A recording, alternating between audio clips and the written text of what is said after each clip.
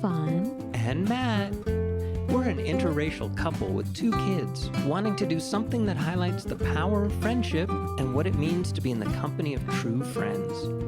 We're going to move our society away and out of the loneliness epidemic and into a friendlier, happier world.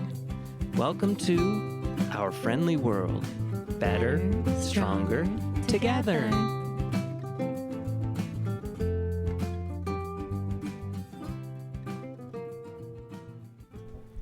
Awkward.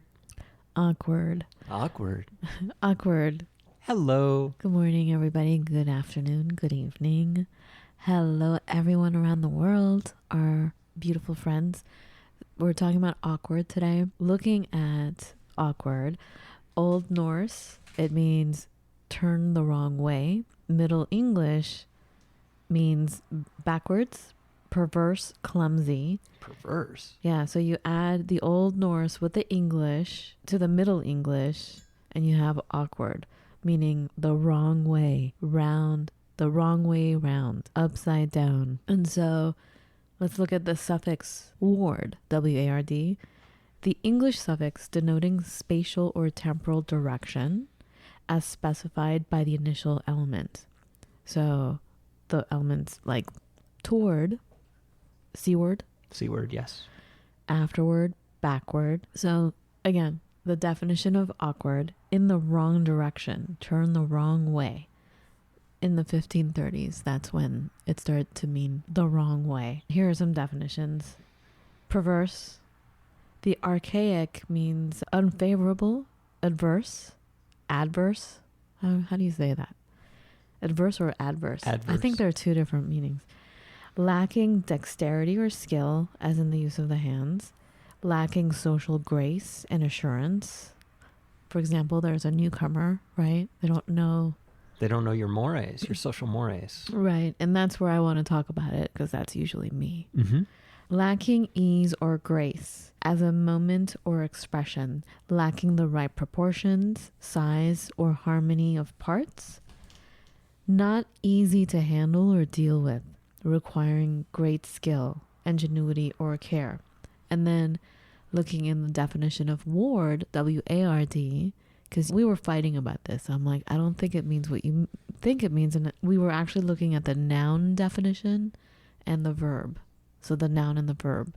The noun ward is a separate room in an institution like a hospital or a jail or something, or an administrative division of a city or borough. So it's like classification. Yeah, spatial kind of designations, I guess you would call it. And then the verb of ward is what you were saying, is to guard, to protect. That's the archaic definition. Now here's a definition I had never heard of before. So another verb for ward is admit to or care for. Much like Batman and Robin, the character of Robin in the real world was actually Bruce Wayne's ward. I want to describe to you the awkward friend being me. I have most of the time been the awkward friend because I'm looking at it. So it means turn the wrong way, right? Right. It means backwards. Now, I have not been perverse. Sometimes. I'm sure if we take a look at perverse, we get to a very weird place. But certainly the commonly accepted definition now is, hectic. Right. But certainly clumsy, backwards. What were the other ones that... Well, oh my goodness. Raise your hand if you've never been, quote unquote, awkward anywhere. But, oh my goodness. Okay, brace yourself, Matt, because I'm going to get into racial aspects here. Cultural, racial issues, all right? So guards up. Not that you need your guard up, but like we always tend to get into a little tiff about this kind of stuff. And I tend to take everything to race issues. But anyways, once again, hello, look at me. You know? You're beautiful. I know I'm beautiful, but I'm saying I'm not that white Anglo-Saxon person. So anyway, lacking the social grace, for instance, right? I remember, oh my God, I used to love ballet when I was a kid. Loved it. Oh my God. And somehow we went to this dance studio. My best friend back then, it was like third grade. My best friend back then and I were like, yeah, we're going to be great dancers. And we found this by accident, just walking around this dance studio in Santa Monica. Right. And the teacher was so sweet. I'm sure she saw these two cute little girls. So we're like, we want to be ballet dancers. And she's like, come on in. She offered us 3 free classes. We were Sweet. so excited. And all we knew of ballet was being on your tiptoes, not like tippy toes, but like on the tips of your toes. Right. Like points. Mm-hmm. We didn't realize that that's like a highly advanced state of ballet. And here we are, we got our little soft ballet shoes and everything and our tights and everything. We went in, we showed up, and we immediately got up on our tips. We thought that's how it went. Right. Oh my God, was it painful? But Well, we yeah. were like, whatever, man, we're gonna do it. Yeah. The teacher didn't really say anything at first. She should have said, She was probably whoa. laughing her off. I don't know. And I, of course, have always loved the French language. One, probably because it's considered so chic, but also because Farsi and French sound similar and we use similar words. Mm-hmm. So it didn't feel so awkward about speaking Farsi. Do you know what I mean? I Like, completely understand. the French culture made me accept my own culture better Right. in a world where it was not accepted. Mhm. You know, in a world where we were looked at as evil because we were Middle Eastern or Right. something. Yeah, I completely get it. And don't forget, in the second Matrix movie, the Merovingian says that speaking French is like wiping your butt with silk or something. Like it's Hey. super smooth. Oh my God, that's horrible. No, he meant it's super smooth and it's a cool thing to do. Sorry, I totally cut your key there. Sorry, didn't I? France. No, I'm just thinking about France. Like our biggest, aside from the United States, our biggest fan. I did not mean that as a mean thing. Now I forgot what I was saying. Okay, so the French, and also because French was involved in ballet, we were like exceptionally, like even more into it, right? And we were leaping, and we thought we were the best, right? And then when it came down to the 4th class, my mother pulled me out. We didn't have money for it, and I was so sad, but I felt like I had talent there. So years later, I'm in college. Mm-hmm. Oh dear. And I saw they offered ballet. Mhm. Well, I'm like, well, I have already taken ballet. There you go. 3 classes. You might as well have said I mastered it. I did. I felt like I was a master. And so I take ballet 2. I'm like, ballet 1. No, that's No. that's Done for that. rookies. Been there. Matt, I go in. And the teacher comes in and everybody lines up like it's the military. Like, I'm like, what's going on? Why are they so serious? And so I go to the bar. I put my hand on the bar. I'm ready to go. Right. Absolutely. I totally see you. Yes. And I'm like, now I know better. I know, not to get on my tippy tips, There you go. And so the music starts and the teacher starts barking her orders, like literally barking her Right. orders. Of course. And I tried so hard to keep up. Mm-hmm. It was like a Lucille Ball episode. I've had twice in my life, 2 different things in my life where I've been a total Lucille Ball. Like it was purely comical. After I think maybe 20 minutes, she stopped the whole thing, came to me. She didn't even talk to me. She came to me, grabbed my arm, and escorted me out of the class and pointed me out. Like she kicked me out. Nice. Because I was always like 15 steps behind everybody else. Right, of course. I could see that. What do you mean, of course? Whatever. So awkward. I mean, you want to talk about people who are like in some supreme control of their body with the peculiarities of dance and God knows what muscles they have. Yeah, absolutely. That's ballet. Well, I felt that on the inside. I just needed some time to catch up. But That's what ballet one's for. thanks. Okay. All right. Geesh. So anyway, that was one time. That's one example of me being the awkward friend. I have many examples, but I want to say, looking back at for example, the Norse meaning, turn the wrong way and all the other meanings, backwards, clumsy, awkward, meaning, I don't know, what were the other ones? Lacking, I don't know. Lacking dexterity. Seeming unfavorable, like really stuck out to me. Mm-hmm. Seeming unfavorable, adverse, lacking social grace and assurance, causing embarrassment, either to someone or to yourself, right? Or feeling that way, or feeling like you're just in an embarrassing situation. Right. Lacking ease is another one that pops out if you're not Anglo-Saxon in an American society or some other European societies. For me, I'm just saying. I completely get it. Not easy to handle. God, how many times have I heard people, we don't know what to do with you, Fawn. We don't know how to handle you, Fawn. Like, here I am, like totally with an open heart and loving people, and they get offended by my mere presence. I never understood it until I had to take a look at really where that comes from. Mm-hmm. And I'm sorry to say this, folks, but it comes from, it's a racial thing. I'm sorry, like what else can it be? Because I act the same way as a white Anglo-Saxon person next to me in a yoga class. They joke, they say foul things. I don't even do that there.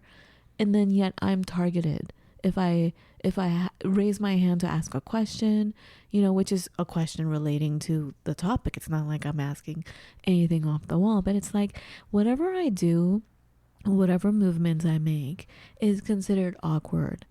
But I challenge the thinking that what if, let's just use examples of yoga, for example, right? Yoga in a what's the term again? White Anglo-Saxon. Okay. Culture. Mm-hmm. All right. I step into a white Anglo-Saxon American culture yoga class. Right. I'm awkward.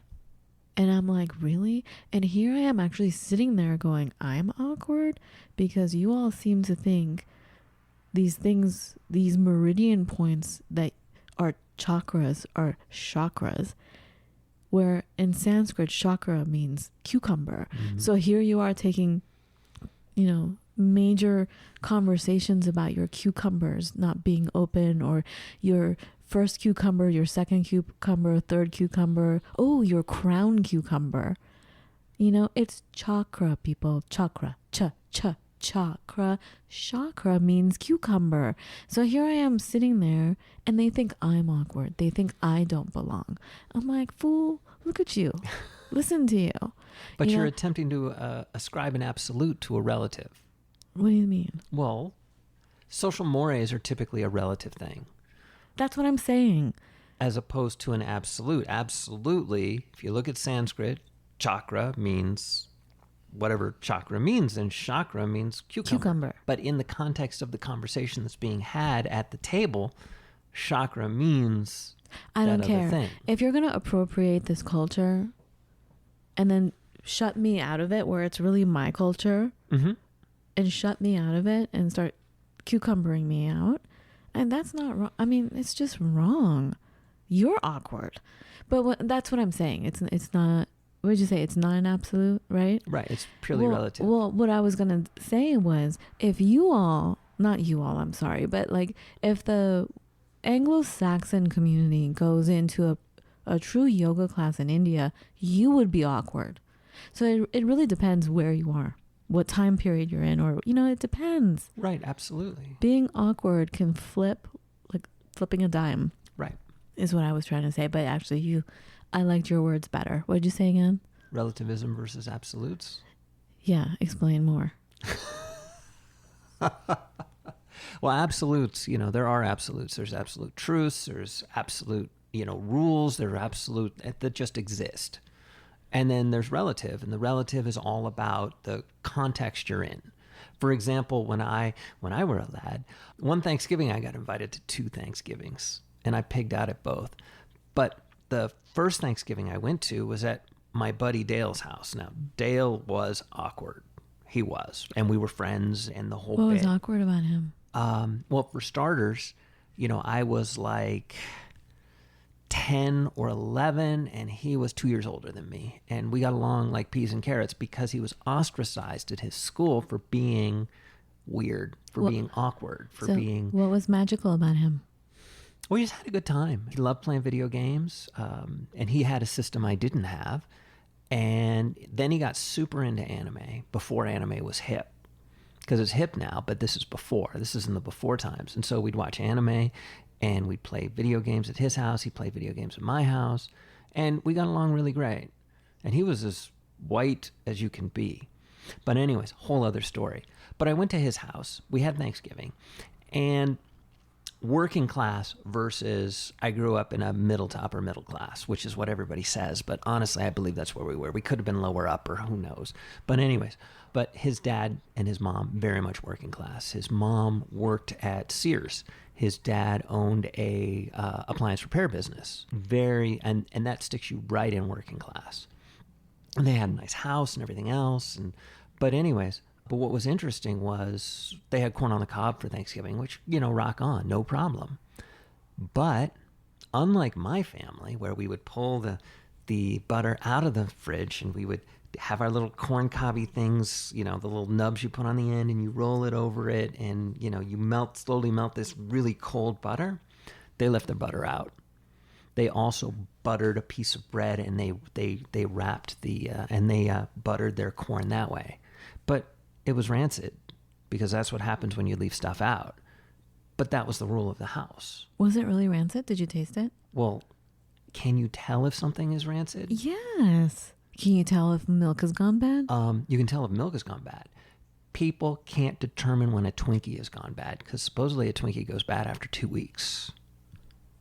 Well, I'm sorry, but... And people say Twinkies will be good for 20 years. Because they're rancid. And people are used to rancid. I don't eat that. Well, and there you go, but that's a whole other story. But yes, it must have been because it was always out. I never noticed it before that dinner because I never really ate there. But I noticed it then. And I noticed that, it was an unusual thing. And I could have said, oh my God, how can you, what is this? What is going on? And all the rest of it. But instead, I just adapted to it. And I said, well, these are the rules of the house. So again, relativism versus absolutism. I remember inviting a friend over to our house when I was little in the United States. And we, Persian cuisine always has rice. And so we used to eat, well, it's changed now. And I think because of the experience I had, I think many other Persian people had. But you ate rice with a spoon. And you take the fork and you push the rice on the spoon and you eat rice with a spoon. Usually because it comes with not necessarily soup. It's not, but it, you know what I mean? Like Persian dishes come with a stew type thing and lots of rice or like a protein on top of rice, right? But either way, you eat with a spoon. Mm-hmm. And it was after school, little kids, right? Or little kids. It was after school, and after school you were like so hungry, right? Right. And so I'm like, come on, let's eat. She's like, yeah, I'm so hungry. So we go to the table. My mother serves the food and I immediately start eating. And I noticed my friend was just staring and gawking at me. So awkward. I felt so awkward and ashamed. In your own house? Of course. Because again, it's the race issue. It's the culture issue where even though she was so hungry, and obviously she'd seen rice before, but it was all so awkward for her, meaning I was awkward, not she was awkward, or I felt awkward. But she's like, what are you doing? Dang. Why are you eating rice like that? And to this day, I swear to you, every time a utensil touches rice, I think of that. Awkward, but it's like, I don't know what I'm trying to say right here. It's just, it can bring back some really painful memories. But again, it depends where you stand. Like, for example, can we think of anyone in history that was so awkward, but now is considered hip? Like you were talking about your friend Dale. He seemed like he was like ahead of the curve on anime and computer games and all this, right? Well, he was ahead on anime for sure. And those people now are the money makers. Right. They're the geniuses, like the Bill Gates and Right. stuff, right? Mm-hmm. But like, who's that guy? The man, he was a coder that you talk about. What was his name? From England, and he helped with World War II. Like, he actually saved Turing. because he was gay. Like, talk about awkward, right? Right. They destroyed this man. Well, chemical castration, yeah. And then he committed suicide. They destroyed him. Yes. Awkward. Yes. For being awkward. Yes. And now he wouldn't be awkward. Well, he was on a pound coin. He was, later knighted by the Queen. A little too late, folks. Well, that's definitely true. And we Every still time we talk about remember him. Your eyes get all weepy. He was a flippin' genius. I know. He was probably 3 geniuses. I just appreciate your compassion for people, but I can see you're emotional right now. And one of my things has always been, he postulated this Turing machine. And I remember in college learning about the Turing machine and blah, blah, blah, blah, blah. And I came to the conclusion that God is a Turing machine on some level, because there's infinites running around this thing like crazy. But I don't know how I feel about it necessarily today, but when I came to that revelation, and then I found out later all this other stuff about Turing, it did not make me feel good, because I had already elevated him, in the before time, before I knew anything else about him. He was already elevated strictly on, the merits of the computer stuff. And you don't come down once you're elevated. I'm sorry, honey. Yeah, it is what it is. I feel bad for bringing things up like that. No, it's fine. It really affects you. So who else? Anybody else in history that was so awkward that is now considered, Well, Tesla. Tesla was oh awkward. my God. But people still don't know about Tesla. People think Edison is the hero. Most people still don't understand who Tesla was. Except for the car, they think that's Tesla. Yeah, but exactly. You guys, Nikola Tesla, read about him, because if you're interested in anything, if you're interested in science, if you're interested in yoga, study Tesla. All my yoga classes when I was teaching yoga were based on my buddy Tesla. and I'm sure there's like thousands, millions of others who just manage to hide in plain sight on some level, to save their lives. Like, otherwise you would have been a Turing. Yes. How do you spell his name? Turing, Turing. His first name, I believe, was Alan. But like, think about it the other way. People that were revered are now seen as totally awkward as well. They should. For example, Christopher Columbus. Right? Destroyed, murdered, was an idiot. Truth. Right? Truth. But I don't know. So it's all relative. Can I say that? Yes. And then there are those awkward people who've gone on to make history, as it were, like the original Buddha, Prince Gautama. I mean, he was born a prince, and he said, "Nuts to this." Explain. I don't know who that is. The Buddha, the man who invented Buddhism. Siddhartha? Yes, Prince Siddhartha. Got it. He was a prince. What did you call him, though? Gautama. Gautama. And I'm probably butchering it. Sorry to all our Buddhist fans. Oh, Lord. I have to figure out how to spell this for our transcripts. I don't know how to spell that. Anyways, no, he was born a prince. And his parents kept him away from everything that was bad. They locked him away. And when he finally saw an old person and a sick person, he understood that life was not pleasure, was all pleasure. Life was suffering. And then he left and became a beggar and became enlightened and all the rest of it. But, to do that, are you mental? Are you stupid? Are you a Buddha? So it cuts all ways. And yeah, it's a delicate, weird thing. And, the people, I would honestly say the people who make history are generally awkward. True. Because they're seeing the world from a different perspective. And sometimes, and I probably hesitate to say, I'd probably say most of the time the world doesn't figure out what they're seeing and what is there. Yeah, they don't recognize the beauty and the genius of it. But it's the people who look at something like MySpace and say, we could do better. Mm-hmm. Those are the people who make history. Mm-hmm. You know, it's not the people who go along with the crowd.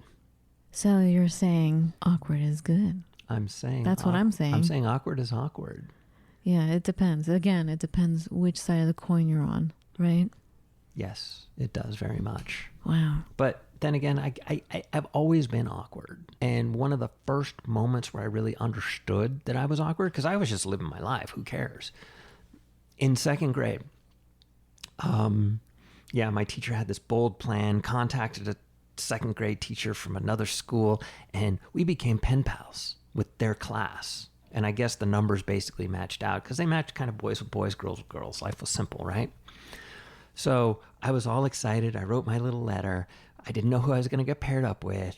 So, you know, you just kind of write about who you are. And teachers probably read all these letters and they figured out how to match people up based upon what they said, right? I was matched up with someone I had nothing in common with. And I don't know why we got matched up. I get the feeling I was just late to the party, or I just wasn't an easy match, and neither was this other person. We were both awkward. Well, you had that in common. But that's where I started to understand maybe that I saw the world a little differently. Right. Isn't that interesting? We do realize that early on, right? Well, because I had we're to be we're totally told because I was very. You were told? Well, no. When I read this note and this kid is talking about nunchucks and I was like, I don't know anything about nunchucks. I didn't write about nunchucks and martial arts and whatever else he wrote about. I really remember the nunchucks because that was the first time I think I might have come in contact with that word, for goodness sake. So there's something good to be said about being in a structured society where you're so set apart from one another, because that's when you can realize, wow, I have genius with me because I'm not like this. I'm not like that.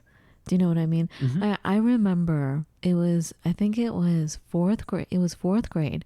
And we were given this assignment. The whole class had to follow directions. And the teacher said, my wife had to follow directions. I know, this is where it comes from, I think. This is when I first realized it. This is when I realized awkward. Because, first of all, guys listening, I cannot follow directions. No, she can't. I have to sometimes translate. Matt always has to translate. And the funniest thing is our girls have to translate for me. I was about to say, I've been kind of pushed to the side on that and the girls do it now. I mean, thank God they don't like quite totally think like I do. Well, they don't even, God, they're like way over there to me. It's like, I'll say, it's about 10 o'clock. And they're like, no, Dad, it's 9:57. They're just very precise, but that's not what I'm talking about. They can understand on many levels, whereas I'm like, what is this? What is this? And what is it telling me? I don't understand it. You have to translate. Like a simple recipe. Like we have so many, I've talked about this before, guys, sorry, but you know, we have a huge wall, a huge library in our kitchen of just the most beautiful cookbooks from around the world. Right. And I have a cookbook fetish. I have a book fetish, first of all, but like I can't get enough of books. And even though we're vegan, I can't get enough cookbooks. I can't. Like, I love them so much, but I cannot follow what they're saying. I just do my own thing. Right. I read cookbooks like people read romance novels, right? I get the feel for it. I'm like, oh yeah. And I'm going to do that. And I do it my own way. You know, I don't follow the directions, but I end up making something that's my own take on it based on the recipe that I'm seeing, but I cannot follow directions. So anyway, going back to following directions, when I first realized how awkward I was with directions, I thought I was fine. And we were doing this art project where we were folding a piece of paper a certain way. Right. And the teacher's like, okay, everybody, step by step, everybody look at me and follow directions. And I just told myself, I'm good at following directions, so I'm just going to look down, listen to her, and just fold as she speaks. So I didn't look at her. Right. Oh my God. And it was something simple. It was a really simple thing. I don't remember exactly what it was, but I still remember the shock I felt when we were done. Right. everybody in class had a simple, let's say, square, and I had something unrecognizable. And I could swear to you, I followed precisely the directions. Right. I'm sure you did. And so that's me, man. That's total me being awkward. Like, I can't, I just think differently. I understand things not the way you understand them. Right. And I need help. So now I'm like, guys, this is what I heard. Is this what you heard? Is this how you do it? I don't know. And that's just it. I think there are moments in time where we all need help. I remember I had this origami a day calendar. Oh my God. And they're like, oh yes, it's very simple. There's a valley fold and a mountain fold. And there you go. Those are the two types of folds. And I was like, cool, let's go. Oh my Lord. Every day was like a new adventure. That's a different animal. Well, no, it's following an instruction. And oh my God, ran into nothing but heaps of trouble every day. But, and didn't actually get any better as I did them. It's not like they started with really simple things and moved on. It was like something different every day. And some of them were super hard and some of them weren't. You're not going to steal my thunder about following directions, okay? Origami is... No, you can follow directions. Well, that's why you do well at work, and that's why you do well. You make me sound like a sheeple. No, you're not. You're a leader, but you can understand what is being said. You understand what is going on in the world. How many times a day do you hear me say, "What happened?" I'm like, "What happened? I don't understand." Right. What? All day, every day. That's I feel I can hear myself. What? What happened? And why? What? That's me. But, that's also how we came about the art of friendship, because I'm like, what? Are you serious? Like, looking at our society going, are you kidding me? Is this for real? I don't understand. So there you have it. I mean, thank you. So I just hope the world catches up with me a little bit, with us, right? Right, friends out there? I mean, come on. What we're striving for here, saying that the art of friendship is really key to everything, to social, economic, racial divides. Really, if we were all friends, if we were all supporting one another, none of those things would be a problem. Because when we support each other, awkwardness or not, when we realize our potential, when we realize the geniuses that are amongst us, we are able to really stick together and thrive abundantly with money. Like, we support each other. Right. So there's no divide there.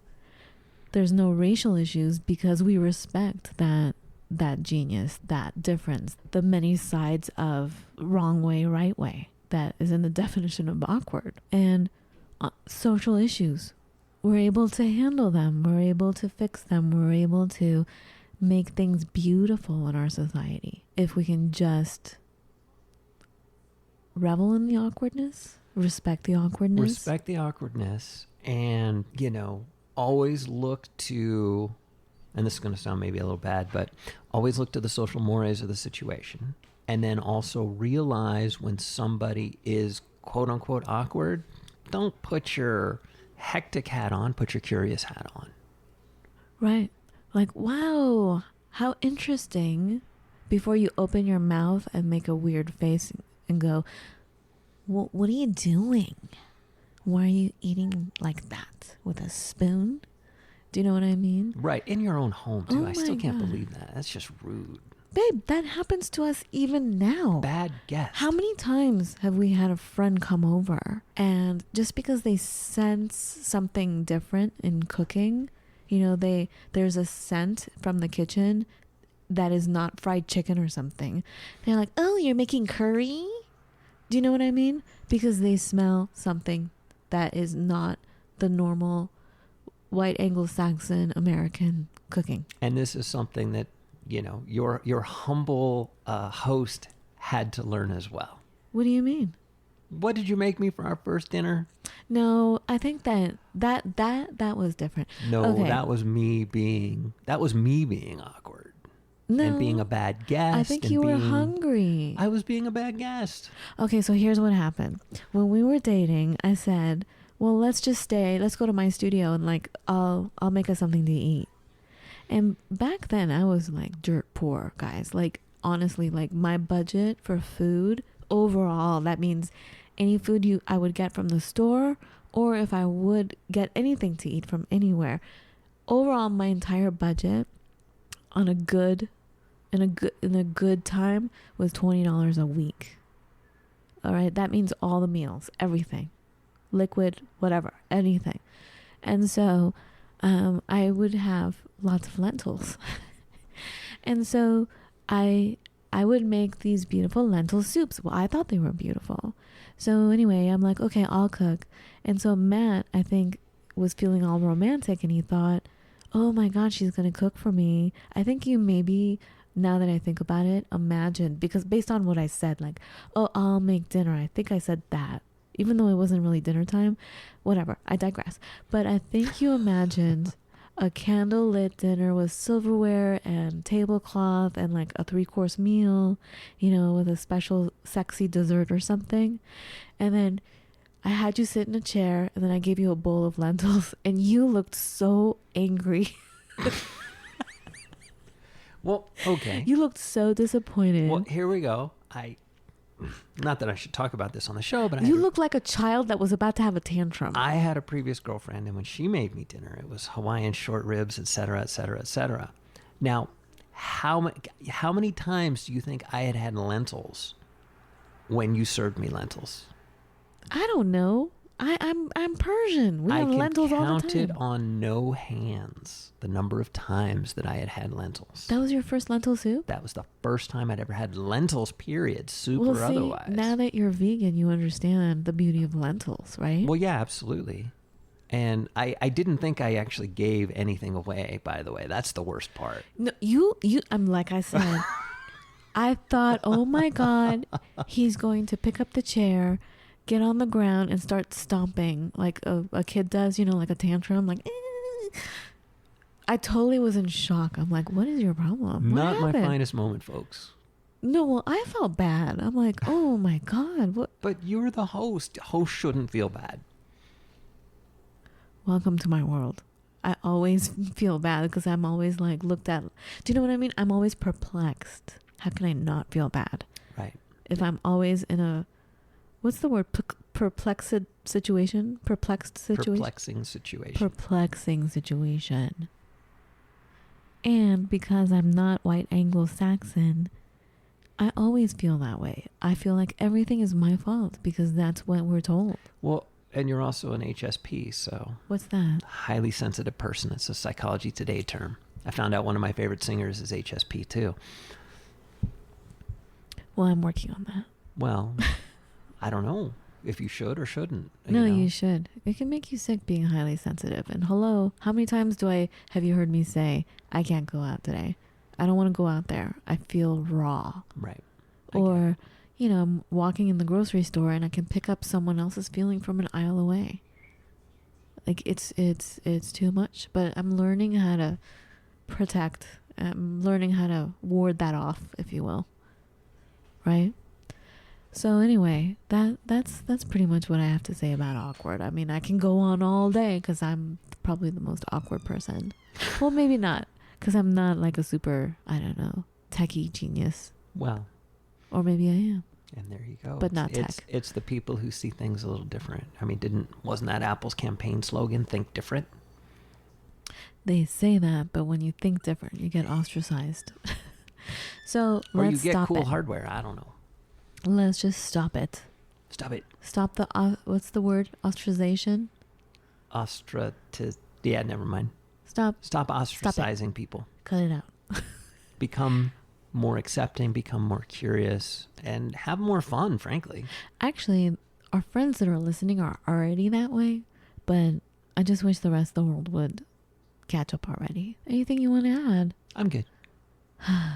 Okay, well, that's it for today. Hold on to your curiosity, folks. Our meanderings.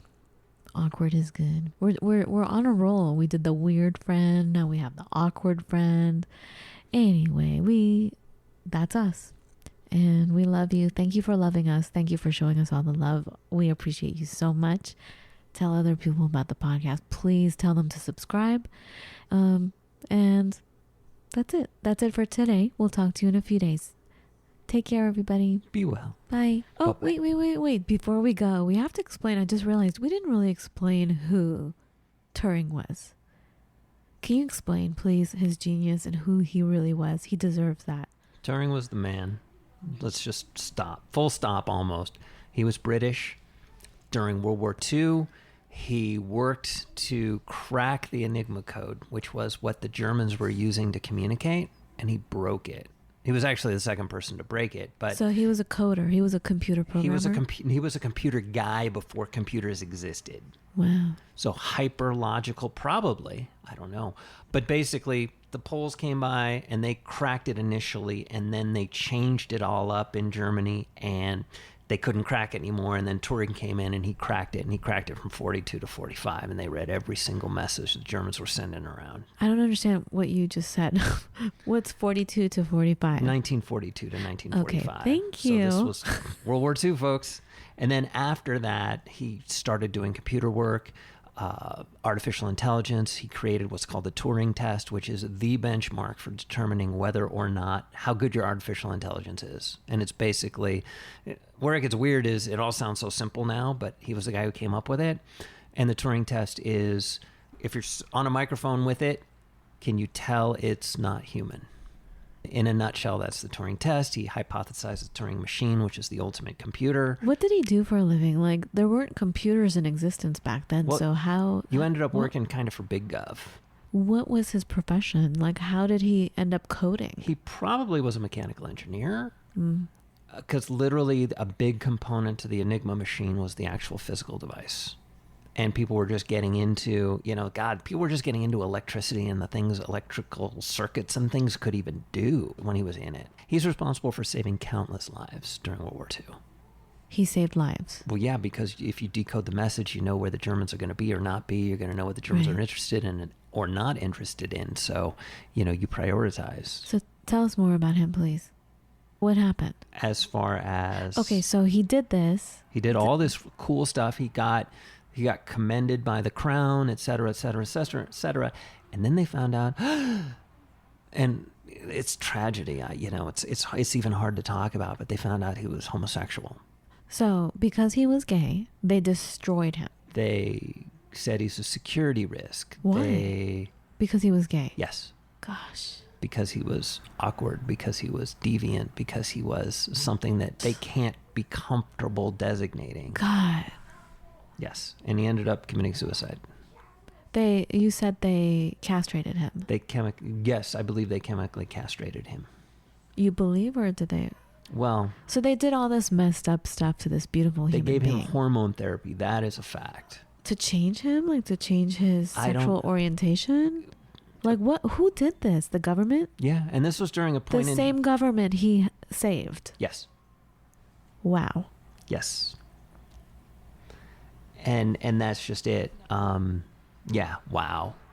Wow, indeed. So this is why this is so important, to recognize what we consider awkward in our society and truly have respect and compassion and Understanding. What was the last thing you said? Instead of judging, ask questions. Be curious. Be curious and loving. Yes. Anything else you want to say about Turing? Turing was the man. There's so few true pioneers, and maybe they were awkward. I mean, you take a look at the first computer programmer, Ada Lovelace. She was a girl. Awkward, but brilliant. Right. Be curious. Be loving. And we're all awkward. All right. Talk to you guys later. That's it. For real, right? Yes. No more interruptions. No more. All right. Go about your day. Have fun. Be well. Bye, guys.